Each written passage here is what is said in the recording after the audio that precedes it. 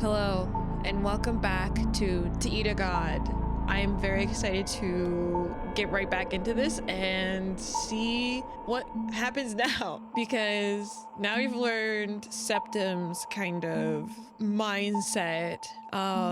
He wants to have control over the garden again, which is very interesting. And then Mother wants her individuality taken from her. And then Nola is darkness. I assume is the concept of like the darkness, shadows, like, and Septem is the light, and he's the one who created everyone else, like Unum. So that's why he has control over Unum and all the other symbols. But if Nola was there before Septem, why does Nola heed to Septem's words? Is he also, I don't know. Anyways, don't mind me. I'll figure it out. You probably are like, no, it's because blah, blah, blah. I'll get there. Don't worry. I'll figure it out. Just give me some time. I may be an idiot, but an idiot sometimes figures things out over time. Anyways, whatever. Let's just continue the game. Okay, so we were here. Yeah, right? Yeah, we were here. Okay. Upon arrival, the dishes appear in the blink of an eye. We're having dinner or supper? I won't dine with you today. How strange. You sit down and eat in silence. Bite after bite, you finish your breakfast. Unsure of what to do, you get up. Find Septem? You have nothing to do but search for Septem. It's either that or wait until dinner at the end of the day. You're getting a little bored of this. You roam the entire level of the temple with little success. I think I'm usually down here. I'm sorry. Because sometimes I cover like the images that are up here. I don't want to cover anything. To the room where Septem sleeps is open and unoccupied. It doesn't even seem to have been used today. I don't think he needs to sleep. And that's strange. You wonder if he might be on the second floor of the temple. After all, he didn't traverse the entire corridor you saw earlier. Making one last attempt, you climb the stairs in search of Septem. You don't hold much hope of finding him. Honestly, you think he might be outside the domain. You walk down the corridor, taking it in all it has to offer, which isn't much, until you reach the end of it and come across an open door. One that should be closed. You hesitate before entering, but Septem said you could roam his domain. You don't consider it transgression to enter an open door. It's practically inviting you in. Upon entering, the first thing you see is a multitude of shelves filled with books. Then you notice papers on the floor, scattered and abandoned. Looking further, you see Septem at what appears to be his desk. It's spacious but cluttered with books and documents that hinder its effective use. The eyes on Septem's face don't look directly at you, yet you feel that the eyes adorning his halo do. Oh! Did you see that? They just moved! Soggy, do you need anything? He speaks to you without lifting his face or eyes from the document he's reading. Instead, that you notice his eyes are red and dark circles are beginning to appear.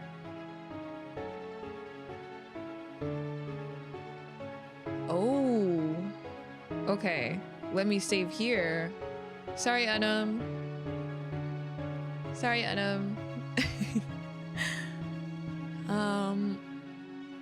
Haven't you slept? Septem stops looking at the paper and offers you his tired gaze. No.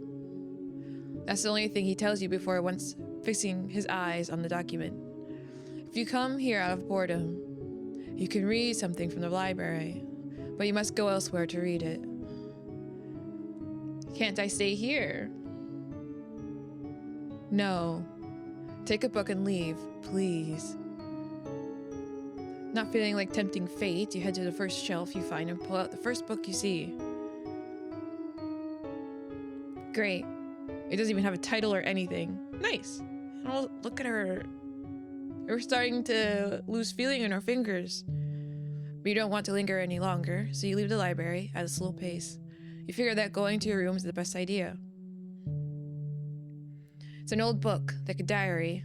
You know it's handwritten, but features various typefaces within. It appears to be a conversation between two people, although you can't make it out its content. Since you're unable to read the content. Oh, Raphael equals Whatever this is. LOL. So you focus on examining the drawings. They depict places, entities, and a few familiar faces. Okay.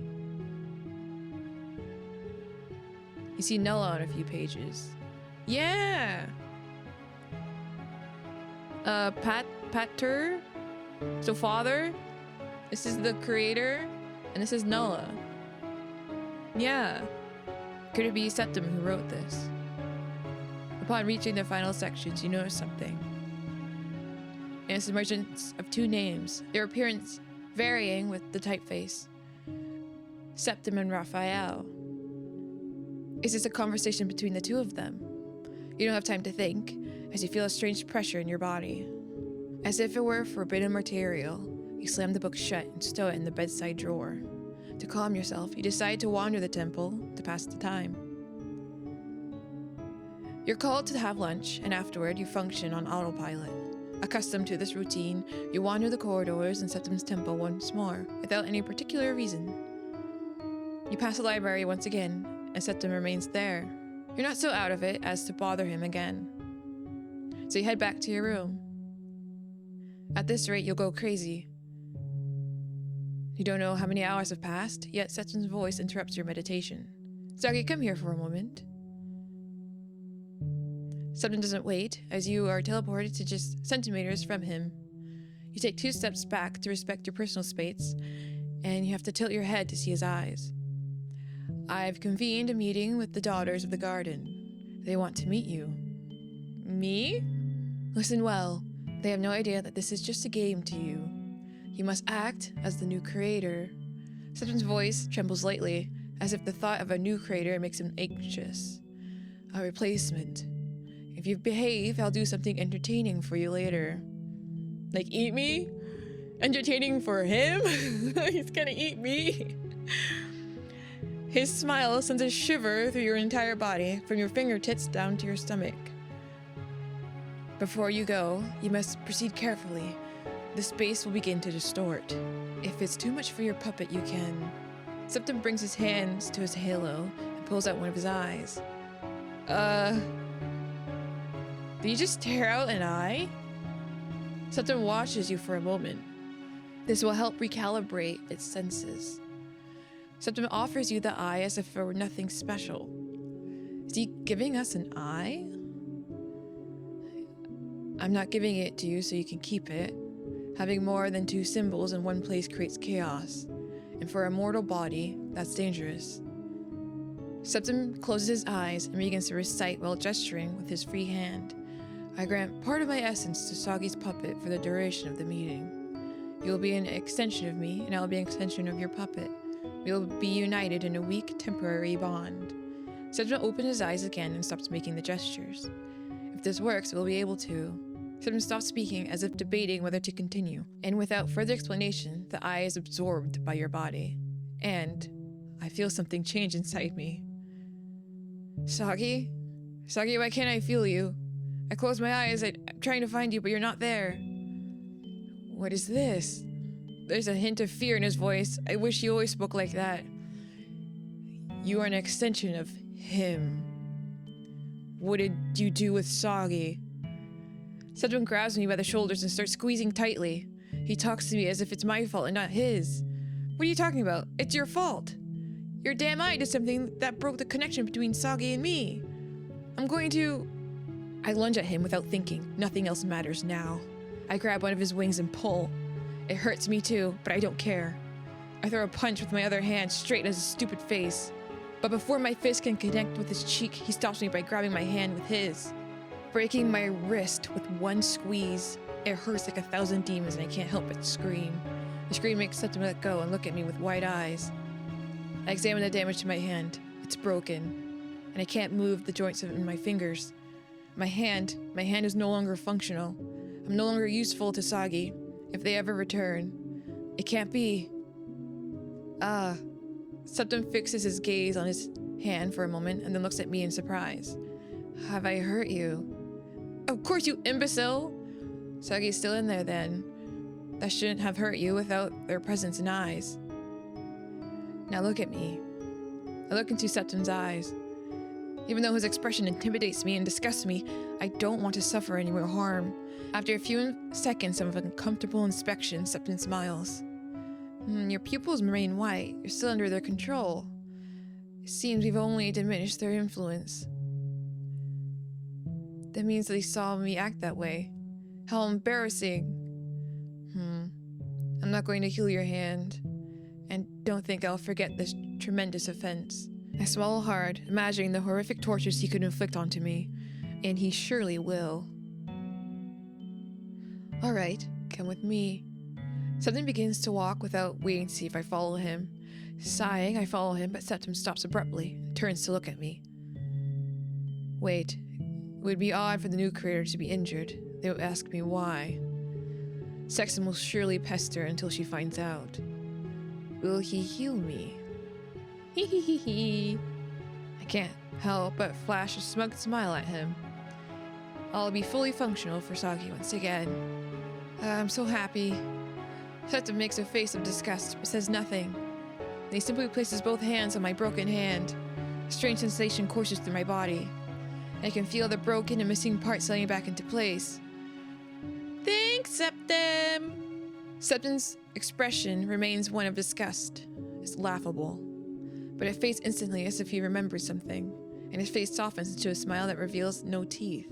He places one hand on my shoulder to give me 3 gentle pats. Take it as a new opportunity to be broken from scratch. And believe me, it will eventually happen. After all, Soggy is a curious entity.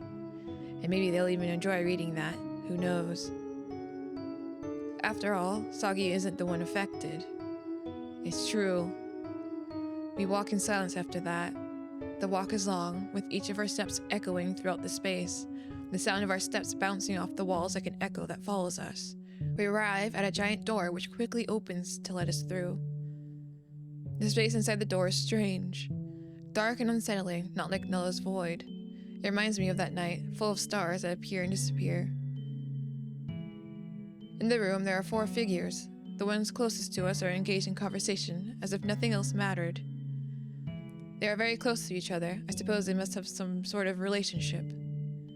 They're about to bring their lips together when Septem makes his presence known, stepping into the room, and both entities turn to look curiously. Septem laughs with a hint of tenderness. It's strange. Dway, don't let your guard down. Septem. The voice echoes through the entire space. Then the entities fix their eyes on me as if I were some kind of freak. No, they watch me if I were the main attraction of a circus. Great. The first is a 3-headed entity approaching, and closely behind follows an entity draped in a red robe. The other, noticing this, laughs and takes her hand. Don't be so tense, Dway. Both approach us and greet Septem respectively, with lowered eyes and a slight bow of the head. Disgusting. This thing doesn't even deserve anyone's respect. They look at me. They gaze at me with the same devotion and respect as they did with Septem. I don't like it. You are Soggy. Yeah, I answer with all my confidence I have. Thank you so much for what you're doing. I never thought we'd be heard by another being as powerful as you. Before I can answer, Septem opens his mouth. This creator isn't very communicative. He says while looking at me with piercing eyes. Okay, I get the hint, damn it. Just like before, huh? They are Dway and Kator, the firmament and the moon. Ah, I recognize them. They are from Septem's memories. Then the ones on the table must be Sextem and Tria. Don't just stand there, come on. I prepared tea. Septem walks straight to the table after Sextem's call. And the other 2 follow him too, like little ducklings following their mother. Ah, if you were here, Soggy, everything would be so much better. We sit at the table, which is laden with all kinds of foods, both sweet and savory.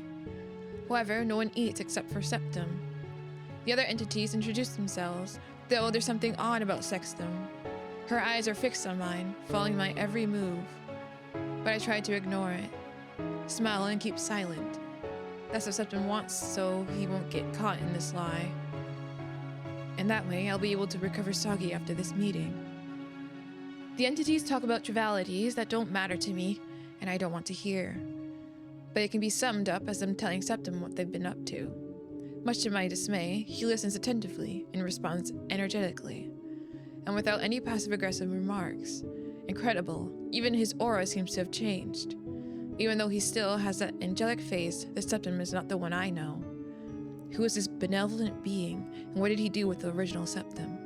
He disgusts me so much that I long for the Septem I once knew.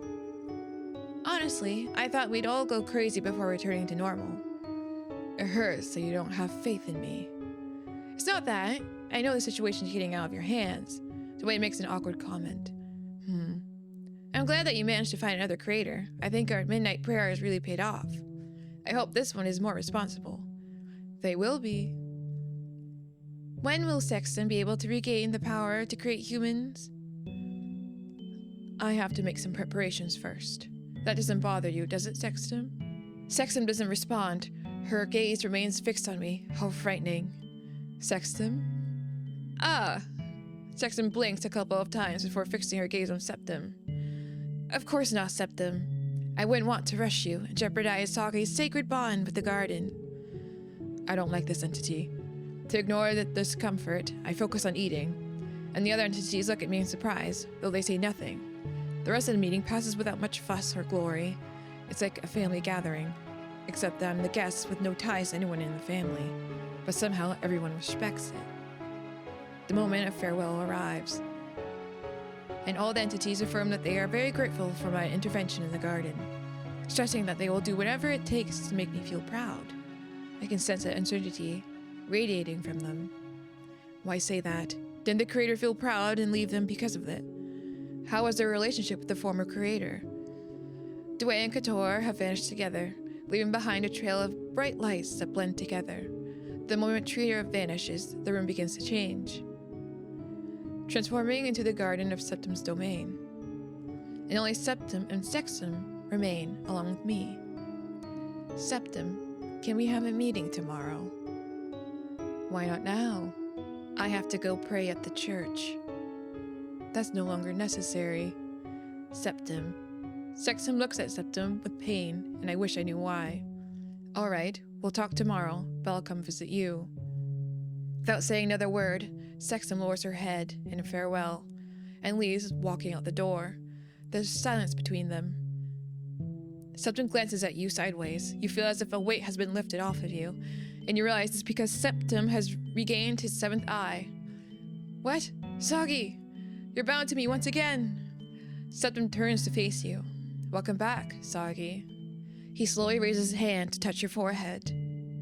Good night, Soggy. See you tomorrow. And your vision begins to blur. Suddenly, you stop hearing the faint ambient sounds.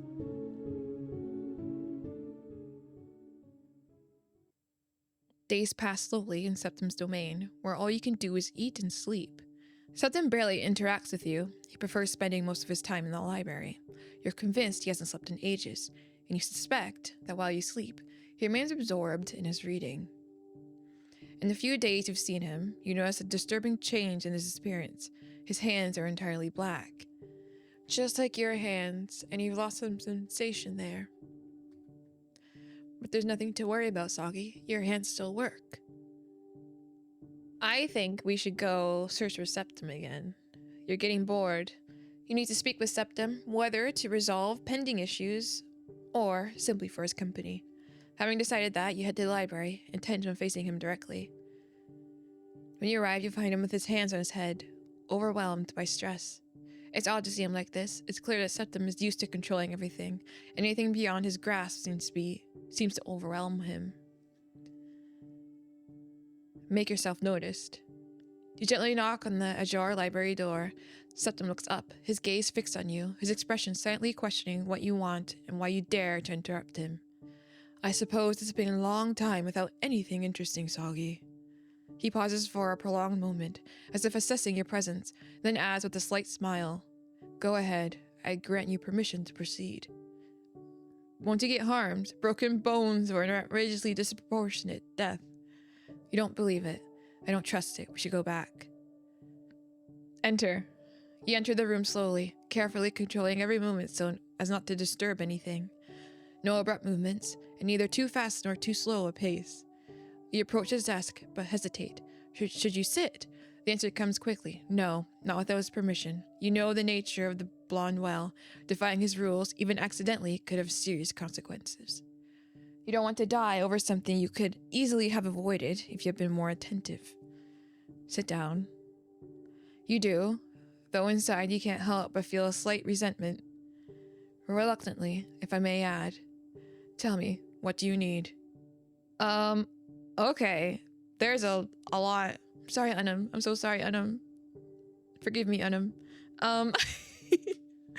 Every time I say sorry. The hands of my puppet? That wouldn't be a problem if I could find the solution quickly. The more days pass, the more your puppet will rot. Is there anything I can do? No. That's why I need to find another solution for the transfusion. If I don't, we'll be condemned. And you'll be forced to abandon the game, since puppet will die. Septem takes off the garment covering part of his wrist and arm. For some strange reason, it feels illegal to see that. His arm is also being consumed by the black color that once only adorned his fingers. We're in the same condition. Give me your hand. It wasn't a question. Septem waits with his hand raised for you to give him yours. With some fear, you'll place your palm on his. The blonde grabs your hand and squeezes it while examining. With his thumb, he traces imaginary lines that occasionally stop to trace a new one elsewhere. You avert your gaze to focus on the face of the seventh. His sky-colored eyes are focused intently on the movement of his finger, and despite the pressure his hand exerts on yours, you don't feel the slightest tickle. Do you feel that? No. A subtle smile settles on Septem's lips, sending a shiver down your spine. Gradually, the pressure increases, but you can't move your hand. You won't give him the satisfaction of seeing your terror, neither on your face nor your actions, since it doesn't hurt. Septem squeezes harder and harder, slowly but progressively. The feeling of pressure slowly morphs into pain. You're certain your bones will give in at any moment if you don't manage to break free from his grip. There comes a point where you can't take it anymore, and you yank your hand away to make it clear that enough. But Septem doesn't let you. Is something wrong, Soggy? You know what? Let him break it. Fuck it. Yeah, let's go chaos route. Let him break it. You'll let Septem break your wrist because you want to know what will happen if he does. Soggy. Septem lifts his gaze to your face, smiling sweetly, no longer increasing the pressure but maintaining it. I wish you could see the face your puppet is making right now. It really hurts, and it doesn't want the fate being imposed on it. It's almost as if it were one of ours, but even so, it won't do anything to change it as long as it pleases you. I'm impressed by your puppet's conviction, Soggy. It tries to fulfill each of your commands, regardless of its integrity. I have to give it that recognition. There's a brief silence before the blonde decides how to continue this interaction. Septem guides your hand to his face, his lips gradually brushing against your knuckles. He watches you. I wonder what expression you'll have. Disgusted, embarrassed, neutral. Septem smiles and plants a kiss on you, a tender and delicate contact. Without further ado, Septem releases you and puts back on the garment covering his arm. What, he likes me now? What the fuck? How'd that happen? You look terrible. Wait, I feel like I should have said before that, but whatever. Septem looks at you with narrowed eyes. Me? No. It's his mortal body's fault. Believe me, my intention isn't to break it, but we're running out of time. When I find the solution, I'll let it rest for as long as it wants. About Mother. You tell him what happened while you were asleep. Septem listens to you without interrupting or giving an opinion. While you explain more, Septem's face takes on an air of sadness. At one point during your explanation, Septem lifts his hand, silently asking you to stop. We'll talk about this later. I have other things to solve first. When I find a way for us to join without endangering your experience or mine, we'll solve Mother's problem. But I will keep it in mind. Okay, goodbye. Was that all? Wait, one more thing. Oh, this could change everything. About joining through a transfusion. He looks distressed upon hearing you. He takes a moment before answering. I don't know how it will turn out. Septem speaks so slowly that it takes you a moment to understand him. Before you can ask him anything, he clears his throat in order to explain himself. When I gave you one of my eyes, it didn't turn out the way I expected. Something inside this thing forbids me from linking to you. Moreover, it has taken away the little freedom you had to control the puppet. If we do the transfusion, I won't fulfill what I promised, and will be absorbed by the puppet if you continued as planned. It will be a disaster. Septem remains silent for a long time. You don't know how to fill that awkward silence. Leave. Wait. Okay, let me save here, and let me load this. You've done a good job so far. Septem looks at you, frowning, but in his expression, there's something else you can't identify. It's as if he's having an internal debate whether he can't win or think of an appropriate reaction for the situation. He definitely didn't expect this. Take that, old man. Septem opens his mouth to scream and surely cause your organs to explode like water balloons. You prepare to die, taking a final breath. Leave. Get out of here. Before I cut your head off. That made him mad. Complimenting him makes him pissed off. That's funny. He doesn't even give you the chance to make a decision as he teleports you to the room where you sleep. Next time we could call him a good boy and see how he reacts. Just to annoy him a little. You lie in bed thinking that tomorrow will be just another day like the ones you've already had. You'll have to wait until Septem achieves his goal to do something more interesting. No matter how many hours pass, you can't fall asleep. And you wonder if it's due to the constant light and lack of darkness that makes it unclear when it's time to sleep. You figure a stroll through the temple wouldn't hurt. Perhaps if you move a bit, sleep will eventually come. You wander the temple corridors deliberately, avoiding the library, because you really don't want to disturb Septem any further. You don't want to lose any part of your body today. As you pass by the altar room, you hear murmurs. You think it's Septem's voice, sounding agitated. You approach to see if it's really him. You try to move as delicately as possible so as not to disturb the atmosphere, as you would surely notice any conspicuous sounds. It might be saved. I have been working hard to find a solution. Father, please, we're all praying for you. Everyone is asking for your return. Septem isn't angry because you took her humans, and I promise Nella regrets that having done that to you. It's nothing personal with you. It's just that you remind him of... You peek your head out, and there he is, the blonde, kneeling before the altar, with both hands clasped together, as if supplicating. Now from this distance, you can discern what those murmurs mean. It's such a strange sight that you don't know how to react. Uh-oh. Does saving even mean anything? I keep saving, and I can just hit the back button. I don't know why I keep doing that. Stay and listen. Septem takes a breath, meditating, and now, so with his hands clasped together, looks up at the sky and speaks. I don't know your name. Nala has never been willing to tell me, but please, manifest yourself. I know you're here, one way or another. I understand that your puppet, doesn't want to come back here, but I still miss it. I long to see him again and speak with him to soothe my heart. I understand his hatred for Nala and his condemnation. But don't you think that's too much already? I know you can undo what the demiurge has done and bring him back.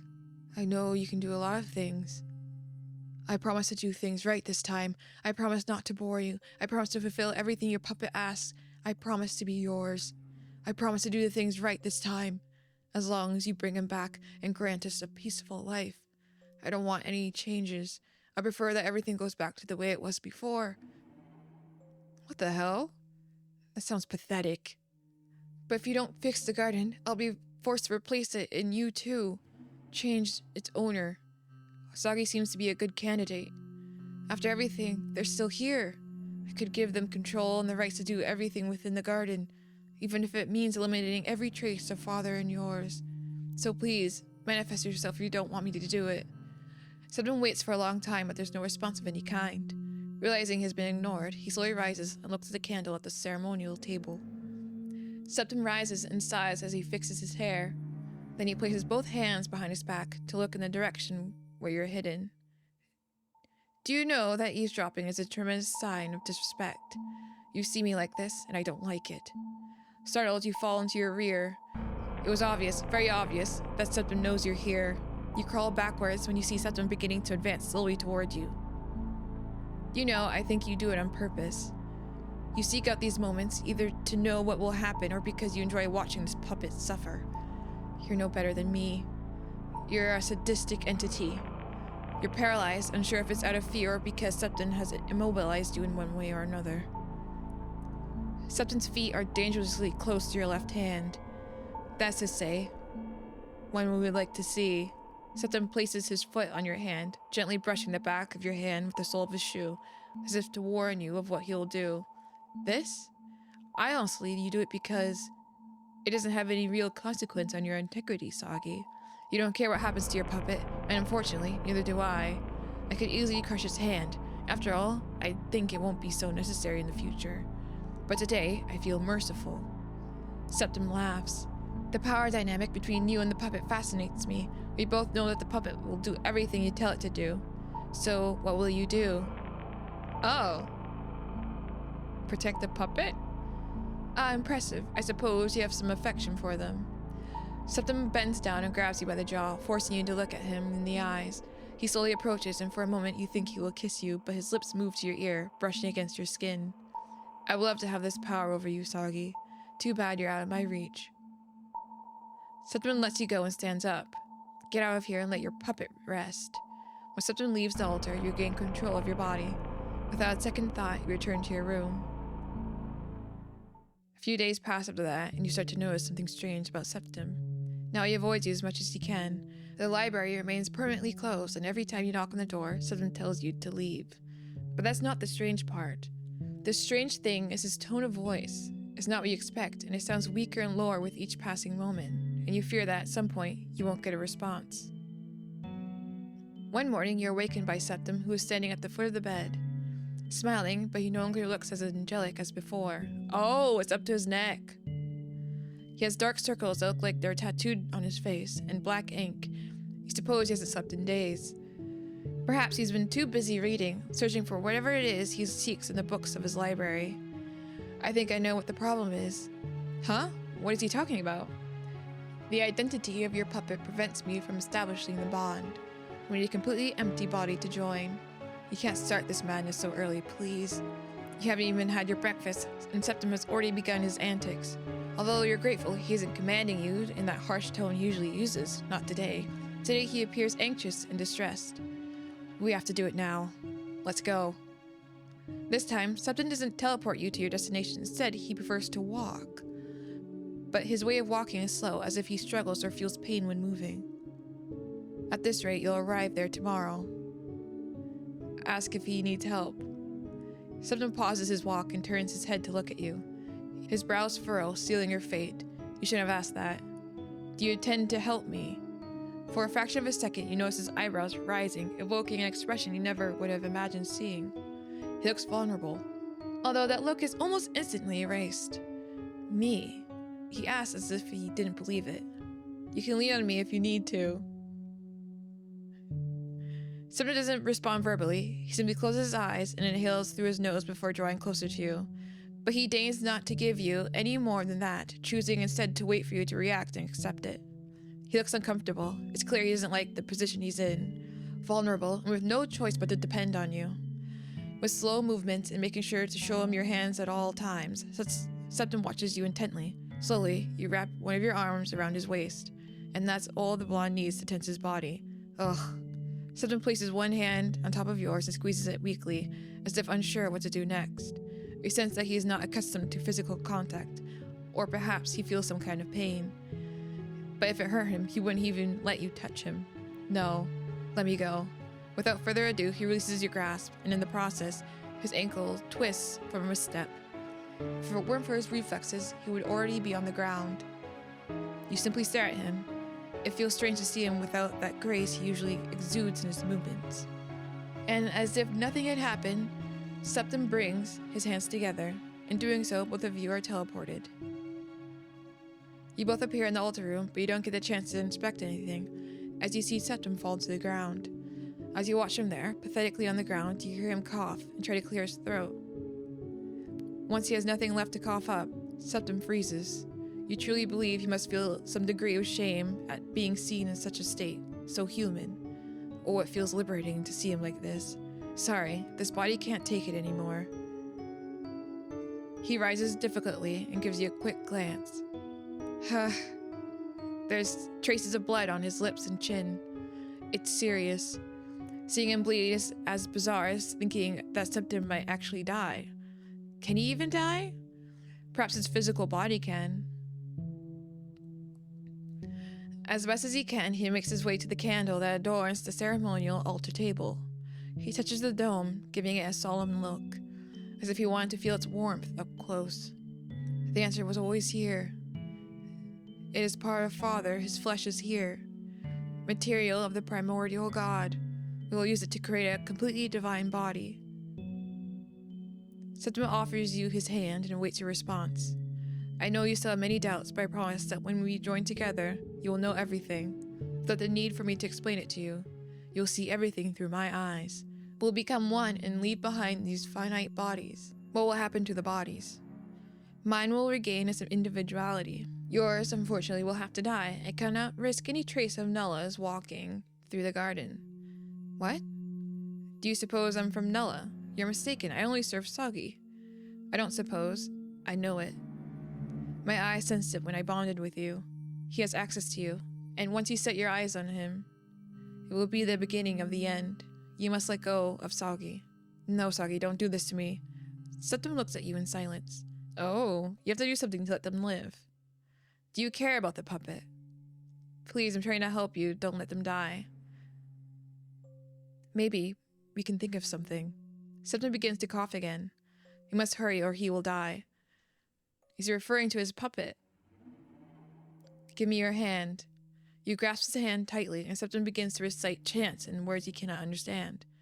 Father, with this sacred body, I shall fulfill my ultimate will for a new age without your presence or condemnation. I will take both souls and merge them into one, creating a divine being in a body and soul. And forgive us for our trespasses. Something in the room changes.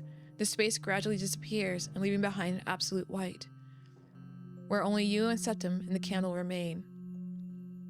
Gradually, the white begins to mutate, giving rise to small flashes of light and dust.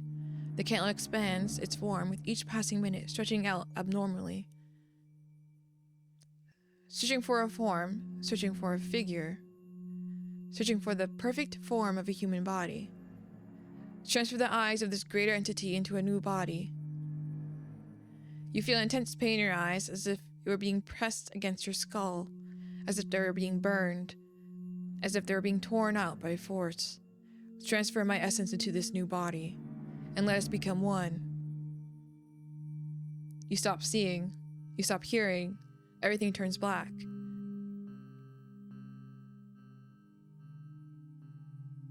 A blinding white floods your mind, relentless and unyielding. It's irritating, and the only way to escape it is to open your eyes. But it's incredibly difficult, as if something is still holding you back from doing so. You try and try, but to no avail, your eyes refuse to obey your commands, until something, a spark, runs through your entire body, from your feet to your head. Soggy, this is going to hurt a little. You hear Septem's voice, but not through your ears. No, his voice originates inside your mind as if he's speaking directly into your thoughts. You don't have time to focus on the voice. As your skin begins to burn, you feel it tearing apart slowly, painfully, and tortuously. Then your entire body starts to change. You feel bones and organs both exploding and forming inside you, replacing those that have any imperfections. You want to scream, but you hold it in. Just when you think the worst is over, you feel your heart tear, over and over again. With each attempt, it's never satisfying, never turning out the way you want. No, it has to be perfect. You try once more and that's it. You open your eyes and your vision is, all you see is the blinding white of your mind. Fear creeps in. Strange to see with these eyes. Something is terribly wrong. We're still not fully synced. You look at your hands and they're Septem's hands, but they no longer have that distinctive black hue. You're in Septem's body. Do you like it? Though we won't be like this for long. Now that we have the Creator's power, I can make you an entirely new body. Physically separate from mine, but connected in soul. But I need time. Meanwhile, we can say that I'm your puppet now. You can use me the same way you used your old one. How lovely. Oh, You have to put all your will into maintaining your body's shape. Even if you are distracted for just a second, your arms and legs begin to tremble. You fear that they'll break, so you have to think about which part or stimulus to block in order to keep the limbs affected by the lack of energy stable. Soggy, I feel weak. I think it's necessary to rest my eyes for a moment. Don't you think so? Hold on a second. What is going on? No. No. I think you... Ugh. Your body can't hold on much longer. You feel its mass destabilizing, making it impossible to remain conscious and present in the physical plane of the garden. Who would have thought that having your own body would be so hard to sustain? The energy you're using right now is at its limit, making it impossible to move your body without staggering. I'm sorry, Soggy. I don't think I can hold on any longer. We're not synchronized enough to share a single perspective. It's the last thing you say before collapsing onto the altar. In the beginning, there was nothing, only darkness and destruction. Until the demiurge arrived, your father. But you have a faint suspicion deep within your tight chest that he doesn't consider you as someone, much less as a son. You are nothing. Nothing compared to his goal of continuing to create. Again and again, you recall the few fleeting conversations you were honored to have with him. Some filled your soul with hope, a comforting warmth that wrapped around your entire amorphous being. And the other times, the conversations left you with more worries than you needed. You never had true stability in your first days of consciousness. But even so, you still miss those silent moments between conversations. That look of pride he gave you whenever you did something right. And that look would instantly turn into words like, you can do better, and you forgot to add this. If you keep this up, you won't be able to sustain the garden. No. You don't feel like digging into this any further. You have to get out of here. When you lift your head, you notice a path inviting you to follow it, so you take it. The moment your feet touch the path, the place distorts and shifts. It's a path made of strange mixture of sand and water. There's nothing else, so all you can do is walk. And when you look behind you, the path fades away, leaving no trace of your steps. There's no ambient noise, not even the sound of your feet touching the water, nothing to accompany you on your walk, and that gnaws at your soul. With each step, guilt grabs hold of you, clings to your back, then lets you go, but only after stealing a bit of your hope. It repeats this process until you're left with a miserable drop of it. Nella has told you countless times, things will get ugly when they come, and they will, eventually. Yet, you order him to continue, to find humans, to sate the symbol's thirst for faith by any means necessary, to not let them live in agony. With every inhale of your mortal body, the thought that all the beings in your world will lose their sanity once the humans are gone steals your breath away. Nella has told you so many times that you can't keep using this method forever. Sooner or later, someone will come to put an end to it. Be it Father's master, an outsider to the garden, or Father himself, if they arrive. Nella has always been direct, and he'll take that opportunity if he can. Nella says it's for the best, that the only solution is to erase the world, pray that the being comes and put an end to all of this. But no, your very reason for being doesn't allow you to do that. You don't want to do that. Letting the garden be destroyed not only means erasing everything you protect, but also every trace of Father and yourself. You still have time to come up with something, to devise a plan that will solve everything. So you focus on your mission, so as to not fall into what Nella calls the cure for all your woes. Maybe if you alter the world, you'll catch Father's attention and finally have a chance to speak with him and reach an agreement. To beg him, to weep for him as you never have before. To scream at him the things you never had the courage to say. To tell him you want to live. That this feeling isn't born from the reason you were created. It has nothing to do with your rank or your purpose. No, you truly want to see the garden grow with him by your side. You want to perceive every single thing that exists here. The things you've never been able to because of your rank and your body. You want to start living, to finally enjoy life once and for all. Not this endless awakening chained to worries you can't solve, no matter how much of yourself you pour into it. But the solution keeps slipping through your hands. You're tired of trying to untangle a thread that will always be bound by infinite knots. You want to rest, to return to the days when you shared command with Father. You walk with difficulty now. The sand swallows you the further you go, and the water keeps you from regaining your normal pace. But you don't let yourself sink. You won't give up. You have to reach the end of this path. In the distance, you see the end. There, a light awaits you. It must be the solution the entire garden has been seeking, but you can't reach it yet. Until the end, you'll do whatever it takes to reach that place no matter what. If the opportunity arises, you'll seize it. No matter what you must do, cut off your feet, remove the water or the sand that hinders you, or even make the place come to you. You're going to do it. One way or another, it doesn't matter if the others think cutting off your feet is grotesque, if removing the water or sand is immoral, or if making the place come to you is impossible, you will do it. With or without Father. Wake him. Soggy? What happened? Wait, I don't feel you completely. But I know you're here, damn it. You're inside me, and you have access to all of me. My soul lies bare for your eyes to devour it, and I don't think this is what we were looking for. So, why did we have a more stable connection before? I wasn't conscious. I see. Inside my inner world, we can form this kind of symbiosis, similar to the one you had with your former puppet. Here with me conscious, we can't reach that level of synchronization. It's even harder now that I don't have much energy left. I didn't think it through, well, I had no choice. Right, now I lack both the energy and the knowledge to create an entirely new physical body for you, and I suppose being inside my body must be boring for you, since you stopped being you and became me. You begin to experience firsthand my perception of this world, my desires and thoughts. Damn.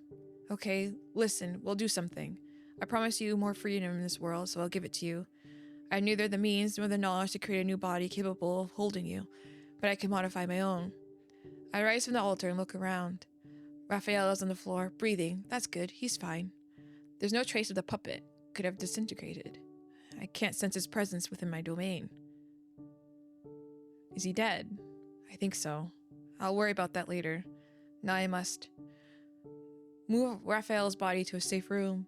Raphael's body vanishes from the temple with the clap of your hands. He now rests unconscious in his bed, and there's nothing you can do to wake him. Not without a heart fit for him. We'll see what we can do with Raphael later. First, I'll give you hands so you can interact with this place. I'll attempt it now. 2 should be enough, I suppose. I sigh and begin chanting words I've always known, but never dared to perform. Out of respect for Father, this is one of his personal invocations. An invocation of emergency, a protection I never thought I'd ever use. Until Nella raised Father's arm. I still remember seeing Father, 7 days after I received Raphael's body. It was the first and last time I saw him that way. After that, he vanished. I didn't even get the chance to say goodbye. He just handed me the candle and said he would punish Septem. I didn't think the punishment would extend to everyone for so long. I underestimated him. Septem. You're right. I must continue. Out loud, I recite the pact so that you may gain more freedom. So you're no longer bound to read me this way. I suppose it's better like this. Soggy, to satisfy your need to be involved with this world, and since I have the role of being your host, I'll try to keep my word. Now you'll have my main eye and my hands to do as you please. You'll be able to interact a little more with my world in a limited way, yet with more freedom than you had before. We won't lose our body and soul connection, but now you'll have a new perspective. You'll set me aside partially since you won't be me, but rather a pair of my hands and eyes, and I'll still remain your narrator and puppet. My hands begin to trace sigils that feel forbidden to summon, as if staining the name of Father in the process.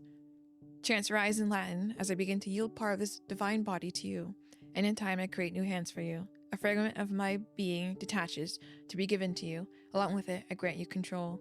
Control is what matters most.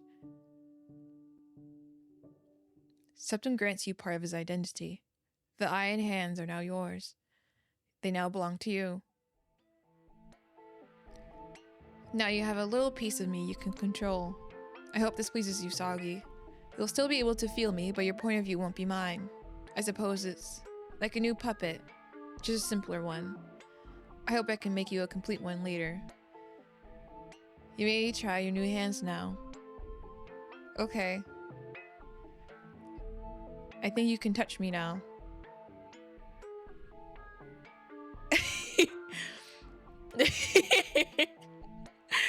This is so funny. His cheek is soft, very much like that of a human's. It radiates warmth and feels smooth. You can't help but squeeze it a little more. Soggy. Septem is angry, but he maintains his composure. He lets out a short sigh and looks at you helpless. I don't want you to do that again. Your face. It's beautiful.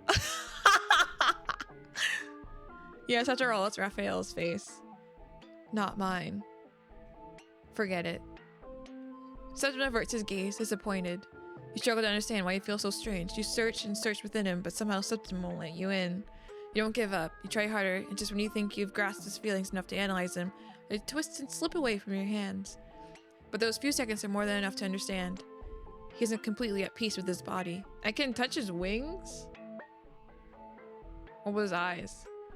The sensation is strange, like you're touching your own eye, but there's an intense warmth that spreads from that delicate contact. Septem looks uncomfortable. This is something beyond his control. You're touching him, really touching him, so you take the chance to gently stroke his eye before Septem forbids you to continue. Hey, I think you're getting a little too comfortable. Enough. You run your fingers along the feathers, slow and gentle. Touching them has a calming effect on Septem. The feathers farther from the base are less sensitive than the ones closer to it. When your fingers brush those small feathers, Septem squirms, restless. You're enjoying this more than I thought. Be grateful that I'm keeping my word and let you test your hands right now. If it weren't for that, you wouldn't have the right to touch me. No one does. Soggy. You squeeze again. So squishy! Stop it. I don't like people touching my face. I won't repeat myself again. Oh, his hair. Okay, it's the same thing for the feathers. His cheek. That's enough. This isn't a game. You need to learn respect. Be more considerate next time.